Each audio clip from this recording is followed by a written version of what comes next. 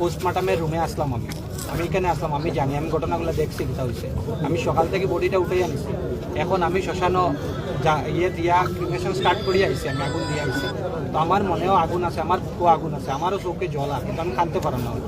আমরা খালি জাস্ট একটা রিকোয়েস্ট করি, যেহেতু এই মাত্র শিলচর থেকে একটা FSL টিম হয়ে পড়ছে, এসপি নিজে জায়গাতে কনস্ট্যান্ট আসুন, CM স্যারের নিজে জিনিসগুলার ইয়ে লইরা খবর লইরা গার্জিয়ান মিনিস্টার করলো, আমরা একদম হাত জোর করে বললাম তোমারে যে আমরা যদি এদিকে বোয়ার থাকি, পুলিশ এদিকে সিরিয়াস হয়ে যাব।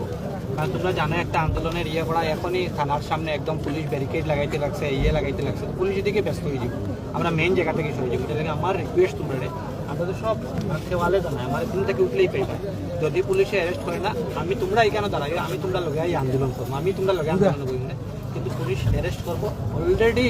মানে আমরা পুরো স্ট্রং সাসপেক্টরে ওটা নিয়েছি, তোমরা চিন্তাও করি না। খালি ক্রাইম একজনের করছে না, দুইজনের করছে না, চারজনের করছে, সব ইনভেস্টিগেশন করা। পুলিশের একটা সিস্টেম আছে, তারা এয়ারড্রাম অ্যাক্টিভেট করে, সো দ্যাট এই সময় যে সময় মার্ডার হচ্ছে এখানে কতটা মোবাইল ফোন অ্যাক্টিভেট আছে, সব অল থ্রু সব কিছু করা হবে।